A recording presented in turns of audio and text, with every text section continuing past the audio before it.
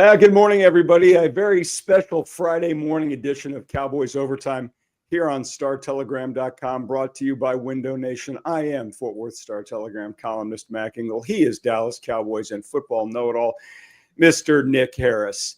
Nick, my apologies for having to do this at 9 o'clock in the morning, because I would imagine you'd rather be asleep after what you have been put through the last however many days, which is a Cowboys coaching search that hopefully will end by the middle of April.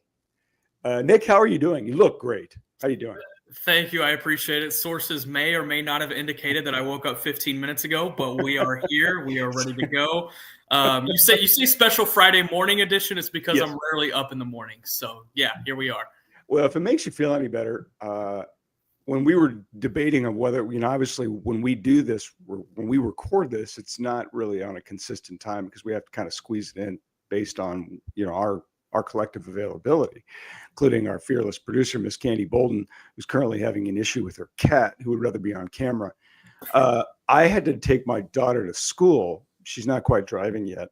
And I'm like, yeah, okay, I can do this. I pulled in pretty hot. I was hustling back. I think there are probably some neighbors who are not exactly thrilled with me at the moment, justifiably, I might add, because I got here about 4 minutes ago. So if that makes you feel any better. Yeah. All right, without further ado, we do have a topic at hand, and that is a Dallas coaching search that is now going on, I don't know, day 59 or something. Like I wrote earlier, Noah's journey was quicker than this. Okay, let's just start from it. Where are we now? I mean, are we any closer to having a head coach than we were Monday? Yes, right. I believe so. So okay. The context of the entire situation, I guess, since we last talked on here, is that 4 candidates have interviewed.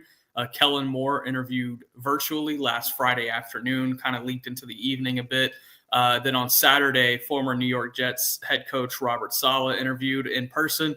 And then on Monday, Seattle Seahawks associate head coach and former Vikings head coach Leslie Frazier. He's been a longtime DC. He had some good years with the Bills early in Josh Allen's career.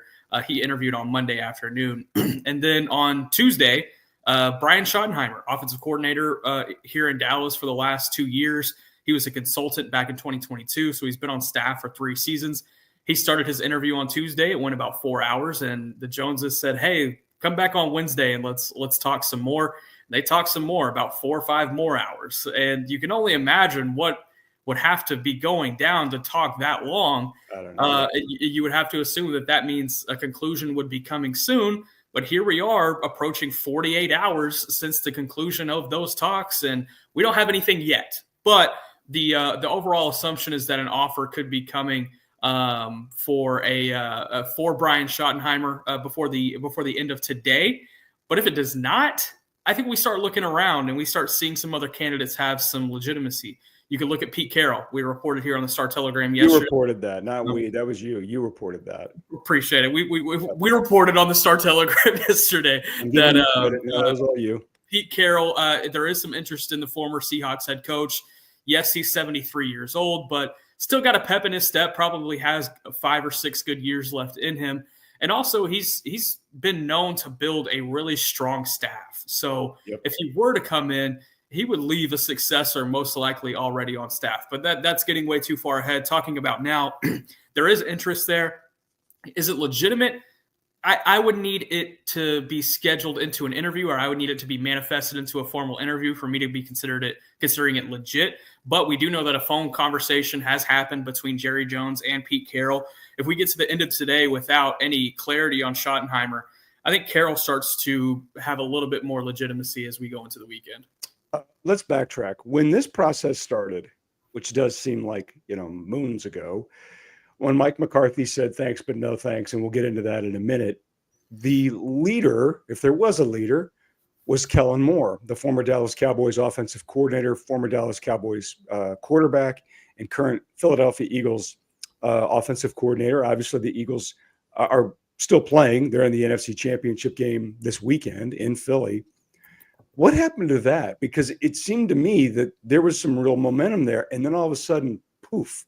Did it vanish because the Eagles are still playing, or did it just vanish because they don't want to go that direction, you think?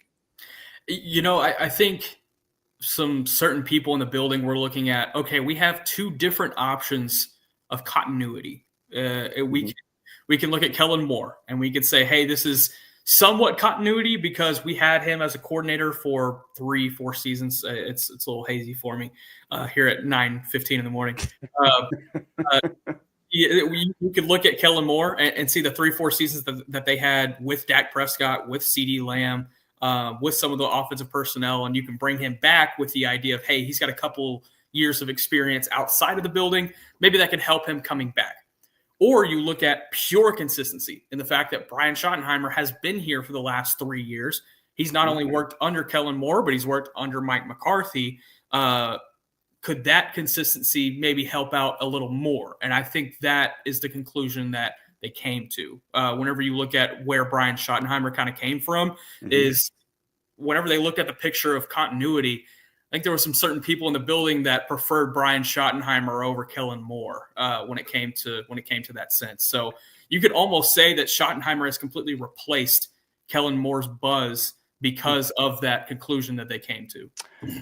The other candidates that they talked to, Leslie Frazier, longtime assistant, briefly a head coach with the Minnesota Vikings.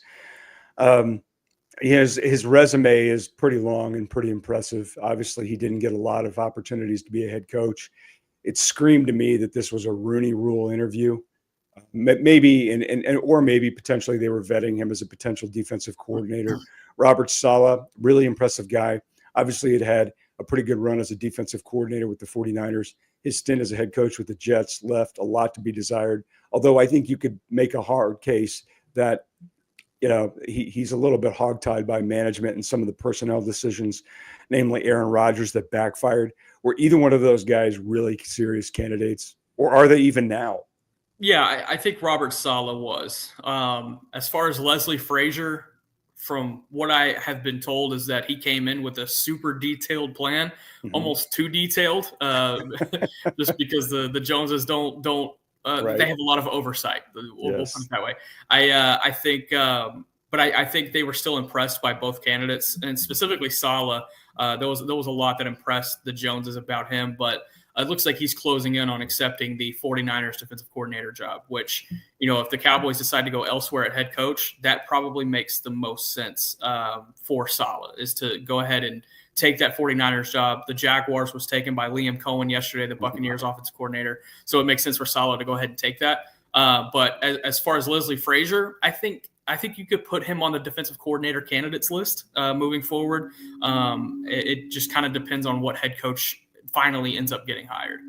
Okay, so there were two coaches the Cowboys didn't talk to, didn't even consider, and they were considered, of all the assistant coaches who were available this cycle, to be the hottest names.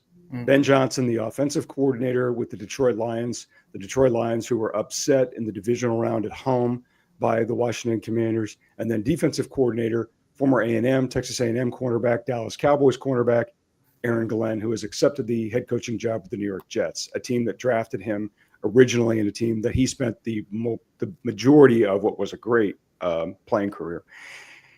Is there any reason why the Cowboys didn't wait to talk to either? The Aaron Glenn one kind of mystified me and miffed me a little bit. Is there any reason why neither one of those guys got a sniff?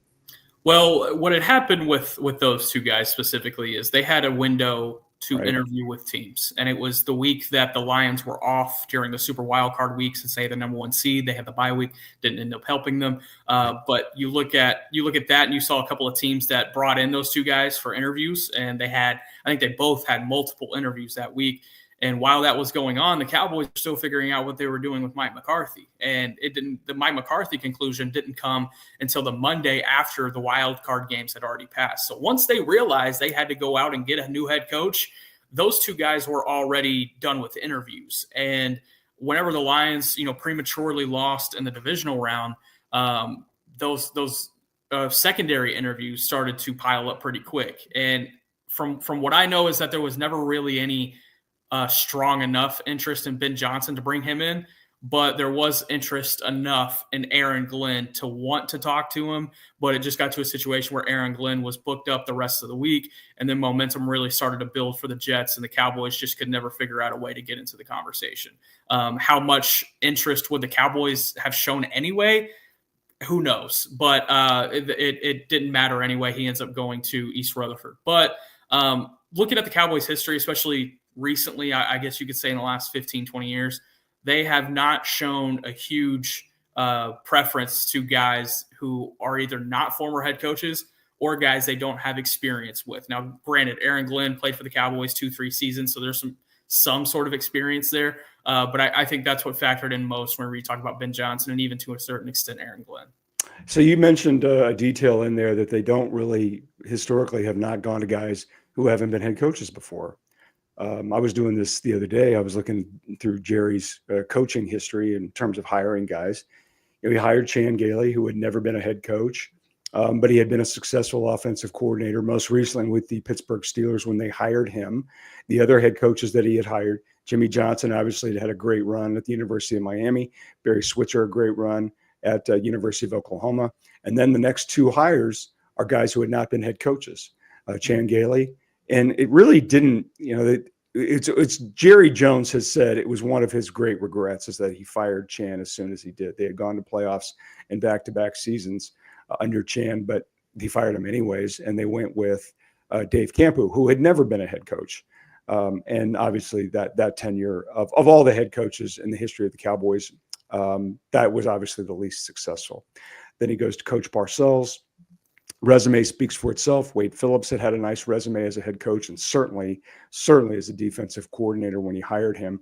And then he went to Jason Garrett, a guy that he had groomed for years to basically be his Tom Landry. And then Mike McCarthy's resume spoke for itself when they hired him and his tenure at Green Bay, which had been very successful, which leads me to wonder, what is it about Brian Schottenheimer's resume that screams, oh, this guy's going to be a solid head coach? I don't see it. And I don't know Brian, it's just kind of coincidental. He and I were students at the University of Kansas at the same time. His father was obviously a terrific NFL head coach, and he had been with the Kansas City Chiefs when Brian was on the football team at KU. He was a backup quarterback, I think mostly as a favorite of Marty. I don't know if he was really what was then the Big 8 conference. I don't know if he was really a Big 8 quarterback. And then he went to Florida where he transferred and played a little bit. He was a backup to Danny Werfel on Steve Spurrier's team, the really good Florida's teams that Steve Spurrier had. But there's just nothing. And then his first job into coaching was with the St. Louis Rams, which, obviously Marty called in a favor, and that got Brian's career going. And, he's had like 10 different jobs, some college jobs, high major college jobs, and obviously a lot of different NFL jobs. He's in his 50s. There's just nothing on this resume that says, wow, this guy's, and maybe it's an oversight, but talk me into this one, why this guy all of a sudden now has jumped all these different names to become the leader in the clubhouse.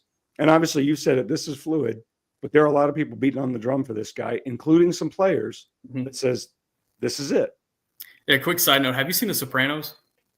Yes. You're saying that he doesn't have the makings of a varsity athlete. Is that what you're putting out? No. I want to backtrack. Okay. He won a state champ. No, I mean, he did. He won a state championship. Okay. No. I know what you're saying. I know what you're saying. But he won a state championship as a high school quarterback. Yeah. But there are a lot of guys who won state championships as high school quarterbacks. I mean, he was decent, and he probably was a Division I quarterback. He was not an SEC or a Big 8 quarterback. He wasn't. It wasn't bad. He just wasn't that. And I'm probably pretty certain he was on scholarship at those two different places as a favor to an NFL head coach, which is not. I've written this. I've said this. People who catch a break because of their dad or a family member, it's not the kid's fault. It's never the kid's fault. You got a family member who's trying to do somebody a solid. It is the kid's fault if they suck or they're incompetent or they're an embarrassment. That's when you put it on the kid. But look, nepotism is a reality in the hiring world, and I'm not going to hold that against. Nor should anyone hold it against Brian. You can criticize the process for sure, but you can't hold it against the kid. And Brian is the kid. We lost Marty a few years ago, but I just don't. There's nothing about this, given his track record, says, "Wow, man, okay." Yeah. There have been a lot of guys, Nick, who haven't had that, who haven't said, wow, okay. And they've gone on to do pretty well. I would imagine there's no name that jumps off the top of my head. I'm sure there's there, but like I said, talk me into this. What are they seeing that says, we think this might be the guy? Yeah. To answer your actual question now, I think there's been player support behind Schottenheimer. There's some belief that his offensive philosophies and schemes with full control over the offense without an oversight, alas McCarthy, that he could be able to build an offense with Dak Prescott that works for both sides. He comes from a West Coast a tree. That's what Dak has succeeded in throughout his career is the West Coast scheme. They can kind of build it to, what each of them would like. CeeDee Lamb, from what I know, would also probably be a part of those conversations.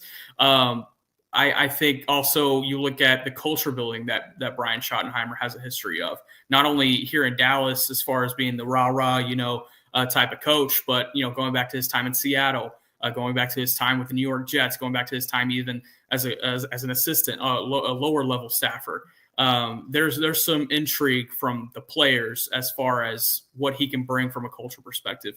And I think that intrigue is also passing on to the front office. And it does not surprise me that it's taken 8 hours to interview this guy, because I would imagine Brian Schottenheimer to be a phenomenal interview. And just from our times at press conferences with him throughout the season, I would imagine him to be a phenomenal interview. I would think that, his dad and his pedigree is intriguing at the very least. There was at one time where Brian Schottenheimer was one of the hottest offensive coordinator names in football. So it's not a surprise that, that I think the Cowboys eventually swung around and gave him a shot. For me, it's a surprise that he became a legitimate contender. And I think it's probably the interview process that has a lot to do with that, but even more the player support. And I think if the player support continues to be loud enough, it continues to be strong enough, then I think you're going to see a reality where Brian Schottenheimer is the head coach. So you and I talked about this yesterday over the phone, and it's worth talking about now. You talk about player support. I mean, given the nature of that roster, the depth chart, really, who are the voices that carry enough weight that they would listen to sit there and say, okay, yeah, we need to really pause and give that some serious consideration. I came up with less than 3. Mm-hmm. And normally in these situations, you could think of 5 to 7. Yeah. I don't know how Micah Parsons would really know him that well. He's in defensive meetings, one thing about an NFL locker room, there's the divide is there unintentionally just based on time. Mm-hmm. Like coordinators and a defensive coordinator, an offensive coordinator is probably not going to know the defensive players that well. They don't spend that much time together. So like Micah Parsons, well, no. DeMarcus Lawrence, DeMarcus is probably on his way out of town if he's even in the building very much anymore at all. Yeah. I mean, really, Trayvon Diggs is, recovering from an injury. I'm just going down older guys. You're listening to older guys. Yeah. And then so to me, Nick, I'm like, okay, so it's Dak Prescott and maybe CeeDee Lamb and you and I threw out Zach Martin and you were like, I don't know. I mean, help me out here. Are there other names that they're beating at the drum that Jerry and Steven would sit there and say, okay, yeah, that's good input. Thank you. Yeah, Dak Prescott is the first name that comes to mind. Just because you look at the leadership council that team has had under McCarthy. Zach Martin's been the leader of it, but Dak Prescott's also been right there. I would have to imagine that Zach Martin's input is at least being asked of. Okay. I would be surprised if it's not, whether he's retiring or not. I would still be surprised if he's not at least being asked of. Last topic to talk about before we take the break, and that is a turn that I don't think either you nor I saw coming, and that is the status of Mike McCarthy. The Cowboys head coach, the former Dallas Cowboys head coach, had a couple of meetings with Jerry Jones and then made the decision, you know what, I don't think I want to do this. He had an interview with the Chicago Bears. That was where I was convinced he was going. And then the Bears did, a hard right turn to Ben Johnson, who's the hot, the Sean McVay of the day, I suppose. And now I'm looking around, I'm like, who's going to hire Mike McCarthy? Did he overplay his hand? Nick, you there? Yeah, I thought we were going to break. My apologies. No. No. Candy has sent us a program. We had like a stare off. Yeah, I know. Sorry about that, Candy. We're gonna wrap. We're gonna do this topic. Yeah, Candy is giving us Basically, we went 20 minutes on the topic, and I'm like, well, let's get this next one done, and then we'll go to break. So, Nick, why don't we? She put up the image, the graphic. So, did Mike McCarthy My overplay his apologies. hand? No, it's Yeah, all right. We were I reading think so. it. Yeah, right, so well, the news of Pete Carroll potentially going to the Raiders just broke, so I was taking a look at that. So that's something to take a look at. But Mike McCarthy overplaying it, maybe so. I think you look at the jobs that are available right now, and there's not a lot of steam around Mike McCarthy's name. The Chicago Bears were the only team that had a heavy interest. It has surprised me that the New Orleans Saints have not reached out for an interview. It surprised me that the Jaguars never showed any legitimate interest. I think Mike McCarthy had said towards the end of the season that, yes, he's 61, but he's not at a point where he does not want to be coaching.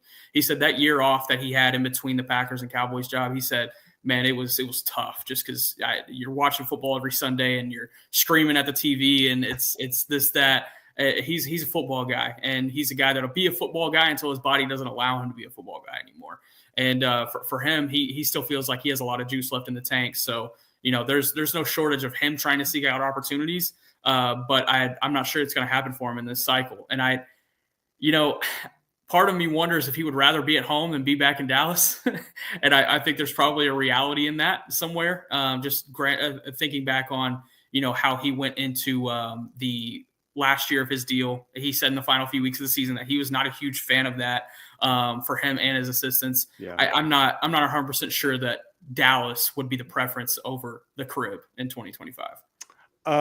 If you had to take a guess, will Mike McCarthy be an NFL head coach in 2025? I'm going to lean no.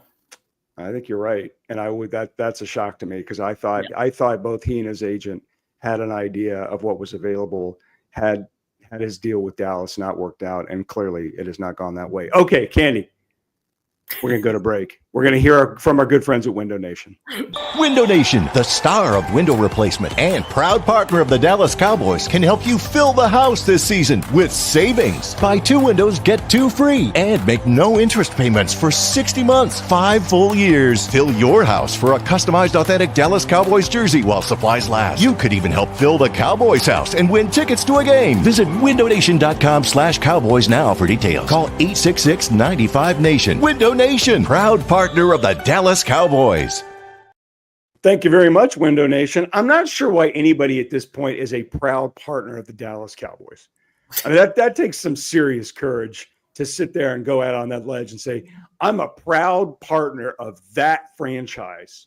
But they keep doing it. In fact, they're lined up around the block, which is why one of the reasons why they're the most valuable franchise in sports, despite the fact they don't have a head coach or an NFC championship game appearance in the last 8 million years. Okay, I can't remember the other topics I sent to Candy that we were going to discuss. We've talked, obviously, NFC conference championship games. Okay, we actually had one more topic to squeeze in there. We're going to squeeze that in after this one. But okay, we are at that time of the calendar year where the Dallas Cowboys most assuredly are never playing, and that is the conference championship games. Great news, Cowboys fans. The NFC East is loaded. Washington Commanders, an NFC East foe that the Cowboys trounced in the Dan Snyder era, is now thriving since Dan Snyder sold the team and former Dallas Cowboys defensive coordinator Dan Quinn became the head coach. A rookie quarterback, you'll love this one, a rookie quarterback that I thought, I think he's going to bust, from Arizona State and LSU is killing it. Jaden Daniels looks like one of the best rookie quarterbacks we've ever seen. Goes into Detroit, steamrolls the Lions, a 15-win Lions team, steamrolls the Lions, and now they are in the conference championship game against an Eagles team that may be playing with a starting quarterback who is slightly hurt. Jalen Hurts does not look to be 100%. And then the Eagles win over the LA Rams in the snow last weekend, it looked like he was not 100%. And in very, very limited video footage we've seen of him practicing this week, he looks a little slow. Eagles are a 6-point favorite. 6-point favorite. What's your feeling about this conference championship game to go to the Super Bowl and represent the NFC? Yeah, they split their season series. I think I think the magic runs out for Washington here. I think the Eagles get this done comfortably, just because This Eagles team is so dominant on the ground. Whether Jalen Hurts is healthy or not, they got a guy in Saquon Barkley in the backfield that is just so powerful. And unfortunately, that's been the kryptonite of Dan Quinn defenses over the course of time. You think back to his playoff loss last year against Green Bay, it was running the ball. And so I feel like Saquon's going to run for about 200 here, and the Eagles are going to breeze into the Super Bowl.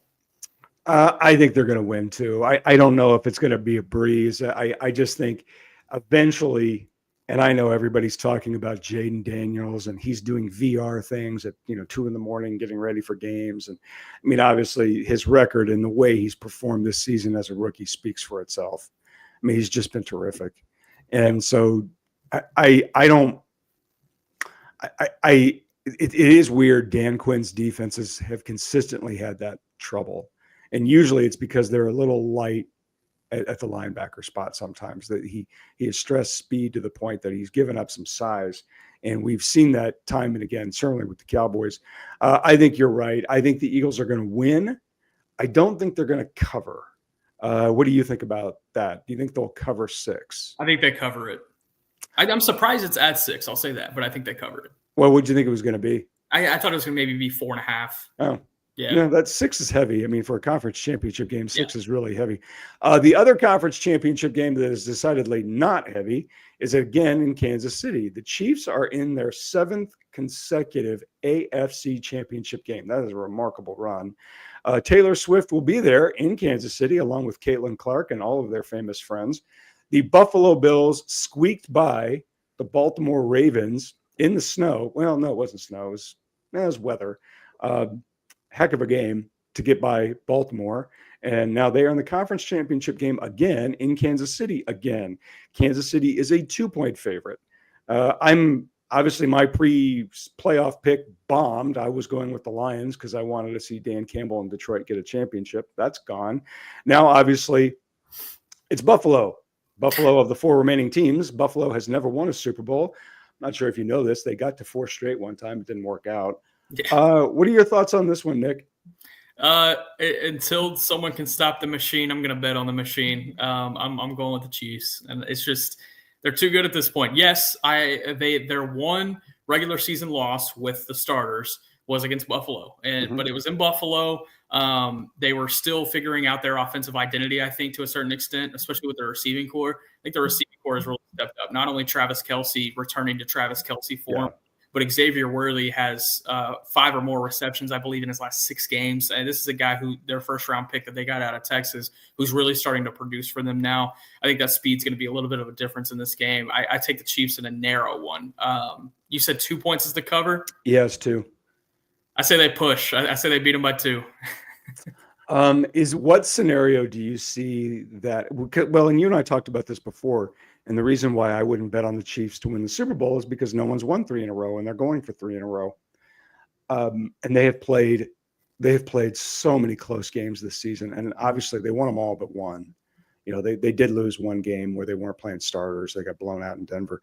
But what scenario do you see Buffalo winning this game? I think controlling the ground game early, that defensive front for the Chiefs is so talented. If they can get going with Josh Allen and James Cook on the ground, then I think they could put them on their heels a little bit. If they can control the time of possession, I think the biggest key to beating the Chiefs is getting the ground game going. And it's so difficult to do against that defensive front. That's why we've only seen it happen one time this season. Naturally. I'm pulling for Buffalo. I always like to see teams that haven't won it win it. So I'm pulling for Buffalo. I hope they get it done. And I think if I had to put $50 on it, I put my money on Kansas City just because they're the machine. And, watching an Eagles Chiefs repeat Super Bowl game is not the worst thing. But I do think if they get past this, I don't know. I could maybe see, that Eagles matchup. If they get there, that Eagles matchup might be pretty interesting for the reasons that you just mentioned. Yeah. I'm pulling for Buffalo, but I think Kansas City's going to win it. Okay, last topic we're going to talk about. We don't have a graphic for this, Candy, so don't worry about it. The East-West Shrine game is in Frisco this week, so you got all these NFL hopefuls in town. And I know how much you love the draft, and I wanted to talk about the top 2 or 3 picks. Obviously, the Cowboys don't have it. They'll be selecting at 12, which is a pick that we will talk about in the coming weeks here on Cowboys Overtime. But the Tennessee Titans are picking one. Clearly, they're not loving Will Levis, the quarterback that they selected a couple years ago. He hasn't really shown that he's a future franchise quarterback. I'm dying to know your thoughts about Shedeur Sanders. He's going to be there along with Travis Hunter and Shiloh Sanders, his brother. What are your thoughts on the first overall pick and specifically Shedeur as an elite franchise quarterback? We'll talk about the first overall pick first. The Titans just hired a new GM, and in his press conference, he said, "We are not going to pass up on a generational talent with the number 1 overall pick." Oh, that could mean anything. That could be 5 very guys. Next day, the Vegas odds flip heavily in favor of Travis Hunter. I saw that. So we discussed this yesterday on the draft show. I think you can make the case. I'm not saying that there's 3 generational talents in this draft. I think you can make the case that there's 3. You got Travis Hunter, obviously. I think that's the only one I would consider generational talent. You have Abdul Carter, the pass rusher out of Penn State, yep. And then Ashton Jinsey, running back out of Boise State. They're not going to draft a running back first overall. They have Tony Pollard, so there's no reason to do that. They have a really talented backup in Tyjae Spears. I think this is going to be Travis Hunter, but don't discount Abdul Carter. Going on the Shedeur topic, I think Shedeur has some things to prove in this Shrine Bowl week. From my understanding, he's not going to play in the game, but he's going to participate in the practices, which the practices will happen at the University of North Texas. I think there will be a lot of eyes on Shedeur because whenever I hear about draft buzz with him, there's a huge range. There's teams that are like, yeah, we'll take him in the first. There's teams that are like, yeah, we wouldn't take him until the third. And so I think there's a wide range, and Shedeur needs to figure out where to kind of bring that in. A combine will be big for him. Interviews will be big for him. And one thing that I've theorized that I necessarily haven't heard, but I'm wondering how much will factor into the draft process. Throughout Shedeur Sanders' entire football playing career, he has had one head coach, and it's his father. Wow. And you're right. That's right. I wonder how much that gets factored in at the NFL level.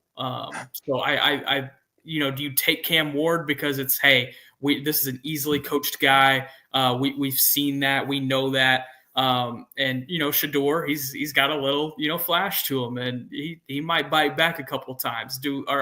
Is that something that teams are going to seek out in interviews? Do they want to see what his pushback looks like?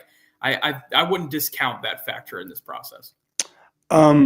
If Travis Hunter goes 1, is he a wide receiver or is he a defensive back? I think he's drafted as a corner with the idea that he can play wide receiver, probably with about 3 to 4 or 5 maybe targets a game. And that's the idea, at least, that Travis Hunter is pushing out. And he's saying, hey, this is what I'm trying to do at the NFL level. They told me I couldn't do it in high school. They told me I couldn't do it in college. Well, they can tell me I'm not going to do it in the NFL. I'm going to do it anyway. And that's been his mantra throughout all of this. So I think that's going to be the intention of any team that drafts him. How exactly that comes to fruition, that'll just have to be determined by his rookie year. What would his comp be as a receiver, Nick? Oh, that's a good one. Because he's not a huge. He's a defensive back, so he's not a huge guy. He's an incredible. I mean, he's a great player, great kid. He's a hell of an athlete. But I was watching him as a receiver, and I'm like, he's bigger than Steve Smith. Yeah. I'm trying to think. Like, is he a slot guy? Is he an outside guy? As on an NFL and in an NFL offense, what is he? He's a phenomenal athlete, and that's why I'm having trouble exactly finding a direct comp. I think at the NFL level he would be kind of a compact slot. That's what I thought. Which would make me draw comparisons to Amon-Ra. But he has a lot more athleticism than Amon-Ra. And Amon-Ra, I think, has a lot more finesse than Travis Hunter does. Someone I was talking to around the NFL league meetings, and we were just kind of, chopping it up about Travis Hunter. This is a league personnel guy. He's saying he has the talent to be Jalen Ramsey at corner, not size, just talking about talent. He could probably be an everyday Joe at receiver, which is not bad. He'd probably end up getting paid more in the long run. But would he really, as an everyday Joe wide receiver? Maybe not an everyday Joe. Maybe not an everyday Joe. But if he ends up being a top 25 receiver, probably so. And I wonder how much that factors into. So to me, he screamed like a guy that he could get away with this two-way thing. Predominantly, his money's going to be made as a corner. Okay, great. And then he can do something. He can give you something on offense. Maybe like you said, 3 to 5 targets a game. Maybe they're not going to expose him as a returner, I wouldn't think. So then you got 3 to 5 targets a game, and that would last for his first contract. And then the second contract, they're going to say, no, okay, you're not going to play both ways. I can't see that so he would last, an 8, 9, 10-year career. That part of it, I think, will have a short shelf life. I think it'll be fun to watch, but I'm like, I don't know if that would last forever. That's a lot of exposure to hits and all that other stuff. And I think that one would have a narrow window. The player that I like, and I know I'll be in the minority on it, I think it's hard not to like Shador. But you don't really know until you see him in an NFL uniform. I learned that a long time ago. And you don't really know until they put on an NFL uniform and they're surrounded by the size and speed of NFL players. You're like, oh, okay, that's not going to work out. Or, oh, you might be able to do this. The one that I like is Abdul Qadir. Yeah, I know they're not going to pick him 1. He's not going to go 1, and there's no way in hell he's going to drop to 12. But of all those guys that I look at who could walk through the door and make a pretty significant impact pretty quick, he reminds me a lot of Micah. And it's not just because they went to Penn State. It's not just that. I mean, he is good. And Will Anderson type, one of those guys, just a guy flying off the edge who can really make an impact. He's the one that I think is so. But when he said generational talent, I'm like, well, I could have played about 3 or 4 different guys. So, All right, we've talked too long. Maybe the next time we talk, the Dallas Cowboys will have a head coach, but don't bet on it. For all of your Cowboys coaching searching needs and beyond, make sure to follow us at startelegram.com. Nick, it was great to talk to you as always. Thank you very much, Window Nation. We will see you next week.